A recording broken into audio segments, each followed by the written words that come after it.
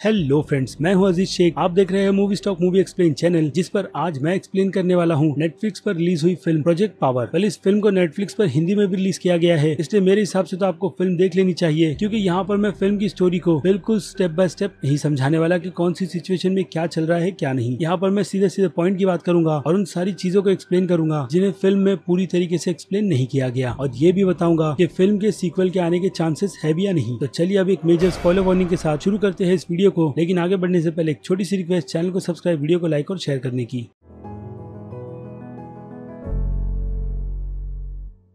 खैर, तो फिल्म को समझने का सबसे इजी तरीका है फिल्म में दिखाए गए कैरेक्टर्स की स्टोरी को बताना कि किस कैरेक्टर का एक्चुअल में फिल्म में क्या काम है, और मैं उसी तरीके से आपके लिए ये फिल्म को बहुत ही आसानी से और काफी क्विक समझा दूंगा। जैसे कि बात करें रॉबिन की कैरेक्टर की, तो रॉबिन एक टीनेज ड्रग डीलर है जो ये काम सिर्फ और सिर्फ ज्यादा पैसे कमाने के लिए करती है, ताकि इस पैसे से वो अपनी माँ की बीमारी यानी कि डायबिटीज को जल्द से जल्द ठीक कर दे। और इसके अलावा रॉबिन के पिता की बात करें तो रॉबिन के पिता की डेथ हो गई है, जिनसे रॉबिन का कनेक्शन बहुत ही ज्यादा था, लेकिन अब उसकी माँ की बीमारी के चलते वो उन्हें भी खो देगी। इसलिए रॉबिन इस रास्ते पर निकल पड़ी है ताकि उससे काफी ज्यादा प्यार करने वाली माँ उससे दूर ना हो जाए। और माँ बेटी की ये रिलेशनशिप हमें फिल्म में भी अच्छी तरीके से दिखाई जाती है कि रॉबिन अपनी माँ का ध्यान कितना ज्यादा रखती है। इसके अलावा रॉबिन स्कूल में काफी कम जाती है क्योंकि पढ़ाई में उसका दिल नहीं लगता, और रॉबिन की असली पावर एक्चुअल में उसका रैप है, जिसमें वो बहुत ही ज्यादा माहिर है। और फिल्म हमें इन्हीं पावर्स को समझाने की कोशिश करती है कि हर एक इंसान किसी न किसी यूनिक पावर के साथ जन्म लेता है, बस उसे उस पावर को पहचानने की जरूरत है और उसका सही से यूज करना, न कि किसी तरीके की ड्रग को यूज कर एक पावर को अपने अंदर समा लेना। खैर, तो इन सब के अलावा रॉबिन का कनेक्शन इस शहर के लोकल ऑफिसर फ्रैंक से भी अच्छा खासा बना हुआ है, जिससे फ्रैंक भी उस पावर की ड्रग्स खरीदता है ताकि वो इस पावर से शहर में चल रहे क्राइम रेट्स को कम कर सके, जो लोग ऑब्वियसली इस कैप्सूल को खाकर शहर को एक हिसाब से बर्बाद कर रहे हैं। यानी देखा जाए तो फ्रैंक अपनी इस कैप्सूल की पावर को तभी यूज करता है जब उसकी ज्यादा जरूरत होती है, तो खास करके जुर्म से लड़ने के लिए जो उनके कंट्रोल में नहीं रहता है वो। और यही नहीं, फ्रैंक एक काफी ईमानदार ऑफिसर है जो अपने काम से लेकर बाकी हर एक चीज में बहुत ही ज्यादा ईमानदारी रखता है। जैसे कि रॉबिन से अगर वो ड्रग लेता है तो वो उसके पैसे भी पे करता है, और यहाँ तक कि उसे उसके बदले प्राइस भी देता है, जैसे कि बाइक, जो कि ऑब्वियसली पुलिस की जब्त की गई बाइक है। और अगर अब फ्रैंक की पावर की बात करें तो फ्रैंक की पावर है उसकी अच्छाई, जिसे वो हर वक्त अच्छे काम के लिए ही यूज कर रहा है, क्योंकि एक हिसाब से देखा जाए तो वो एक लोकल पुलिस है जिसकी पावर को वो जैसे चाहे वैसे यूज कर सकता है, यानी कि सिस्टम के खिलाफ पूरी तरीके से करप्ट होकर या फिर सिस्टम के दायरे में रहकर वो ईमानदारी से अपनी ड्यूटी करे, जो कि फ्रैंक कर भी रहा है। लेकिन फिर भी कभी कभी ना चाहते हुए फ्रैंक को कैप्सूल की मदद लेनी ही पड़ती है, जो कि चोरों को पकड़ना है। और ऐसे ही एक टाइम फ्रैंक कैप्सूल खाकर सीधे बैंक के चोर को पकड़ने के लिए निकल पड़ता है। और अगर फ्रैंक के पावर की बात करें तो ये सारी की सारी कैप्सूल्स सभी के सभी एनिमल्स की डीएनए को लेकर बनाया गया है, और जो कैप्सूल बार बार फ्रैंक यूज करता है उस कैप्सूल को बनाया गया है एर्मंडिलस एनिमल की डीएनए से, जिसके शेल बहुत ही ज्यादा मजबूत होते हैं। और तभी हम जब फिल्म में फ्रैंक को गोली खाते हुए देखते हैं तो वो बुलेट सीधे उसके चेहरे से टकराकर जमीन पर गिर जाती है। और इसके अलावा बात करें उस चोर की, तो वो चोर एक हिसाब से अपने रंग को काफी क्विकली बदल सकता है, ठीक कैमेलियन और ऑक्टोपस की तरह। और फ्रैंक की ये हरकत उसके सीनियर ऑफिसर कैटलिन देख लेते हैं, जिसके चलते वो उसे सीधे नौकरी से निकालने का ऑर्डर दे देते हैं। लेकिन जैसे तैसे कर फ्रैंक अपने कैप्टन को मना लेता है, ये कहकर कि जब भी वो लोग इस केस को इन्वेस्टिगेट करते हैं तो कोई ना कोई कोट पैंट में आकर इस केस को उनसे छीन ले जाता है, और उन लोगों के पास खड़े रहकर तमाशा देखने के अलावा और कोई दूसरा ऑप्शन नहीं है। जिसके बाद कैप्टन फ्रैंक को सीधे सीधे आर्ट की तस्वीर देते हैं और उसे ये बताते हैं कि ये वो ड्रग डीलर है जो इस पिल को इनके न्यू ऑर्लिन टाउन में सभी ड्रग डीलर्स को बेच रहा है, यानी छोटे मोटे ड्रग डीलर्स को। तो अगर आर्ट को पकड़ लिया जाए तो ये किस्सा भी पूरी तरीके से खत्म हो जाएगा और इस शहर में ऐसे 5 मिनट के सुपर हीरोज आना बंद हो जाएंगे। तो ये हो गया फ्रैंक का मिशन। तो अब बात कर लेते हैं जेनेसिस के बारे में, जो कि एक शिप है जिसे फिल्म के स्टार्ट में दिखाया गया कि वो इस टाउन में आई है, जिस शिप में हमें बैगी नाम का कैरेक्टर दिखाया गया। और बैगी ने टाउन के सभी छोटे मोटे ड्रग डीलर्स को पिल्स फ्री में देने का वादा किया है, आई मीन ड्रग्स, ताकि वो लोग इसकी बिक्री इस टाउन में काफी जोरों शोरों से फैला दे। और इनमें से एक ड्रग डीलर न्यूट भी है, जो एक्चुअल में रॉबिन का कजिन है। तो गौर करने वाली बात है यहाँ पर जेनेसिस का नाम, जिसे बाइबल में न्यू मैनकाइंड्स को क्रिएट करने के लिए लिखा गया था, जिसे आप सिंपली ओरिजिन भी कह सकते हो या फिर शुरुआत। और फिल्म में भी जेनेसिस का काम कुछ इसी तरीके का है, जिसे मैं आगे आपके लिए एक्सप्लेन करूंगा। और इस ड्रग को बनाने की कंपनी की बात करें तो उसका नाम है टेलियो। और बैगी के अलावा शिप पर गार्डनर का राज सबसे ज्यादा चलता है, क्योंकि वही उन सभी को कमांड देती है और एक हिसाब से वो इन ड्रग्स को भी बनाती है। तो अब आते हैं इस फिल्म के तीसरे और आखिरी कैरेक्टर आर्ट पर, जो इस जेनेसिस शिप को ट्रैक कर रहा है। और अब वो अपनी मंजिल पर भी पहुंचा है, जहाँ पर उसके हाथ सबसे पहले न्यूट्स लगता है, जिसके पास जाकर वो बस ये पता लगाना चाहता है कि उसे ये सारे के सारे ड्रग्स कौन सप्लाई करता है और कहाँ से। बट न्यूट्स उसकी बातें नहीं सुनता, जिसके चलते उन दोनों के बीच काफी जबरदस्त फाइट्स होती है, जिस फाइट्स के दौरान हम देखते हैं कि न्यूट्स एक ड्रग यूज करता है, जिससे उसके शरीर का टेम्परेचर बहुत ही ज्यादा बढ़ता है और देखते ही देखते उसके शरीर में आग लग जाती है।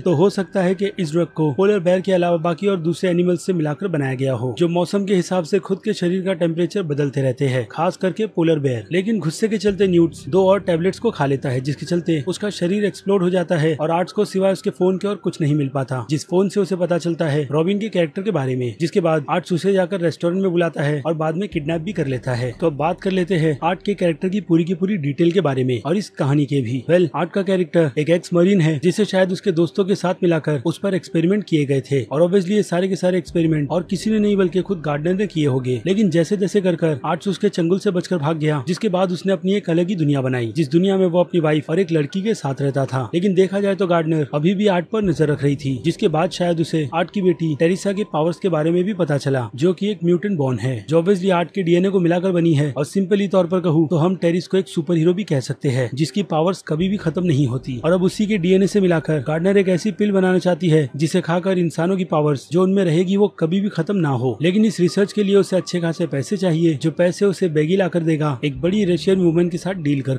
और हाँ, उस डील में हम कैसी की एक झलक भी देखते हैं, जो कि फेमस यूट्यूबर भी है। बट ये डील फॉक्स और फ्रैंक आकर पूरी तरीके से खराब कर देते हैं, जहाँ पर बाद में एक ड्रग को खाकर बैगी खुद के शरीर को बढ़ा लेता है और उस फाइट में आर्ट बैगी को मार भी देता है। तो अब बैगी के ड्रग की बात करें तो शायद बैगी के ड्रग को लिजर्ड के डीएनए से बनाया गया होगा, जो खुद के शरीर के किसी भी अंग के कटने के बाद खुद को बहुत ही जल्द हील कर सकते हैं। और शायद बैगी ने उस हीलिंग को खुद को ज्वाइन करने के लिए यूज किया। लेकिन आर्ट यहाँ पर रॉबिन की मदद से पहुंचा है, वो भी तब जब आर्ट ने रॉबिन को किडनैप किया था। तो रॉबिन ने उसे एक ड्रग डीलर का पता बताया था, जहाँ जाने के बाद आर्ट की और उस ड्रग डीलर की थोड़ी बहुत फाइट होती है, जहाँ पर आर्ट को ये पता चलता है कि बैगी किस लोकेशन पर छुपा हुआ है, क्योंकि उनकी लोकेशन ऐसी है जो कभी किसी ट्रक या फिर एक पूरी के पूरी शिप में होती है, ताकि उन्हें ट्रैक ना किया जा सके। लेकिन अब आर्ट को पता चल चुका है कि गार्डनर ने उसकी बेटी को एक शिप पर छुपा रखा है। और अब इस लड़ाई में फ्रैंक भी आर्ट का साथ देता है, वो भी तब जब आर्ट उसे सारी की सारी सिचुएशन समझाता है कि किस तरीके से पूरा का पूरा सिस्टम गार्डनर के साथ मिला हुआ है, क्योंकि इस टाउन को सिर्फ और सिर्फ एक्सपेरिमेंट के तौर पर चुना गया था। खैर, तो उनके टीम अप से वो सभी लोग उस शिप पर पहुंचने में कामयाब होते हैं, जिस दौरान हमें काफी सारी फाइट दिखाई जाती है। और इस फाइट्स के दौरान फ्रैंक अपने ड्रग को यूज करता है, जिससे उस पर बुलेट्स नहीं लगती। और दूसरी तरफ रॉबिन छुपते छुपाते शिप के कंट्रोल रूम में पहुंच जाती है, जहाँ से वो बाद में फ्रैंक को गाइड करती है। और दूसरी तरफ आर्ट खुद के पास एक ड्रग को छुपा कर रखता है, जिसे पिस्टल स्टॉर्म के डीएनए से बनाया गया है। पिस्टल स्टॉर्म सी का सबसे छोटा और बहुत ही ज्यादा पावरफुल क्रिएचर है, जो पानी में दुनिया की सबसे तेज शॉक वेव्स की बुलेट छोड़ता है, जिसका साउंड भी बहुत ज्यादा होता है। लेकिन छोटे होने के कारण और ज्यादा डीप में रहने की वजह से ये सारी चीजें हम इंसानों से कोसों दूर है। यानी कि एक ऐसी पावर्स जो पिस्टल स्टॉर्म के पास है, उसके बारे में ज्यादा लोगों को पता नहीं। लेकिन फिल्म के एंड में आर्ट उस पावर का काफी अच्छी तरीके से यूज करता है, ये जानते हुए कि इससे उसकी मौत भी हो सकती है। क्योंकि जैसे कि मैंने कहा, अभी भी जितने भी ड्रग्स के सैंपल्स की एक्सपेरिमेंट की जा रही है, उन सभी को डेमो के तौर पर चेक किया जा रहा है, जिसमें से काफी सारे ड्रग्स फिलहाल तो अभी सही तरीके से वर्क नहीं करते। जिसका एक एग्जांपल ऑब्वियसली हम उस मीटिंग के दौरान देखते हैं, कि जहाँ पर एक शख्स उस ड्रग को खाकर पूरी तरीके से एक्सप्लोड हो जाता है। लेकिन आर्ट के केस में वो मर तो जाता है, लेकिन उसकी बेटी की इम्यूनिटी की पावर्स की वजह से वो उसे हील करती है और फिर से जिंदा भी कर देती है। और इसके अलावा एक और इंटरेस्टिंग नाम इस फिल्म में लिया गया है, जो कि हेनरिटा लैक्स का है। हेनरिटा लैक्स एक ऐसी शख्स थी जिनका नाम हिस्ट्री में दर्ज सिर्फ और सिर्फ उनके लिविंग सेल्स की वजह से हुआ है, जो आज तक नहीं मरे, जिससे मेडिकल में इंसानों के सेल को समझने में बहुत ज्यादा नॉलेज मिली, खास करके पोलियो जैसी बीमारी को लेकर। और इसके अलावा कैंसर और बाकी वायरसेस पर भी अच्छी खासी रिसर्च उन्हीं के सेल की वजह से हुई थी। यानी जो इतनी ज्यादा फेमस है, उनका क्रेडिट उनके नाम पर पहले दर्ज नहीं था, और न ही उनकी बेटी को ये पता था कि उनकी माँ से एक सेल निकाला गया था, जिससे आज इंसानों को काफी ज्यादा मदद मिली है मेडिकल साइंस में। लेकिन जब वो क्रेडिट उन्हें और उनके घर वालों को नहीं बताया गया, तो ये चीज एक हिसाब से चोरी ही है, जो कि उनसे की गई थी, जिसकी लड़ाई उनकी बेटी ने लड़ी और जीती भी, और आज जाकर हेनरिटा लैक्स को उनका नाम मिला। तो वैसा ही कुछ इस फिल्म का भी कॉन्सेप्ट है कि लोगों के सेल्स और डीएनए उनसे बिना पूछे निकाले जाते हैं, ताकि इंसानों को एक बेहतर तोहफा दिया जा सके फ्यूचर के लिए। भले से ही उसके लिए सामने वाले शख्स की परमिशन हो या ना हो, लेकिन तरक्की के रास्ते में अगर कोई आएगा तो उसे भारी कीमत तो चुकानी पड़ती ही है, जो इस फिल्म में आर्ट और उसकी बेटी ट्रेसी को चुकानी है। लेकिन एंड में हमें कोई बुराई चीजें दिखाई नहीं गई, क्योंकि सब कुछ ठीक हो गया और गार्डनर से लेकर बाकी सारे के सारे बुरे विलेंस मारे गए और फिल्म के 3 मेन कैरेक्टर्स अपने अपने रास्ते पर निकल गए। जैसे कि फॉक्स ने जाने से पहले रॉबिन को काफी सारे पैसे दिए, ताकि वो उस पैसे से उसकी माँ का इलाज करवा सके और खुद का एक करियर भी चूज कर सके, जो हमें फिल्म के एंड क्रेडिट सीन में दिखाया भी जाता है कि वो रैपिंग इंडस्ट्री में घुसकर अपना करियर उसी में बना रही है। और इसके अलावा फ्रैंक एक ईमानदार पुलिस वाला है, है जिसे अब भी लगता है कि ये लड़ाई अब तक खत्म नहीं हुई। यानी फिल्म के सीक्वल की पॉसिबिलिटी फ्रैंक के जरिए हमें यहाँ पर दिखाई गई है कि हो सकता है कि गार्डनर के अलावा कोई और भी लोग होंगे या फिर कॉर्पोरेशन वाले जो इस चीज के बारे में जानते हैं और इस पर एक्सपेरिमेंट अभी भी कर रहे होंगे, तो वो उन सभी की पोल इंटरव्यू में जाकर खोलने वाला है ताकि उन सभी को बेनकाब किया जा सके। लेकिन जैसे कि मैंने कहा, फिल्म के सीक्वल के रास्ते को पूरी तरीके से ओपन रखा गया है यहाँ पर। और इसके अलावा बात करें आर्ट की, तो आर्ट अपनी बेटी ट्रेसी को लेकर शायद फिर से अपने होम टाउन रिटर्न चला गया है। यानी इस फिल्म में आर्ट को पावर उसकी बेटी से मिलती थी जो उसने फिर से हासिल कर ली, जिसके लिए उसने सारी की सारी लाइनें भी क्रॉस की, जैसे कि काफी लोगों को मारना, एक इनोसेंट को किडनैप करना और पूरे के पूरे सिस्टम से भिड़ जाना ताकि सब कुछ पहले जैसा नॉर्मल हो जाए। क्योंकि बीच बीच में जिस तरीके से हमें आर्ट के कैरेक्टर को दिखाया गया है, जैसे कि एक बच्ची को पेट्रोल पंप पर खड़े रहकर हंसाने की कोशिश और इसके अलावा रॉबिन के साथ अच्छा बर्ताव, इससे ये चीज साबित होती है कि आर्ट बुरा नहीं बल्कि सिस्टम के चलते वो ऐसा बन गया है। वेल, तो ये थी फिल्म की सारी डिटेल्स, जिन्हें लेकर अब आपकी क्या राय है उस बारे में मुझे कमेंट कर जरूर बताइएगा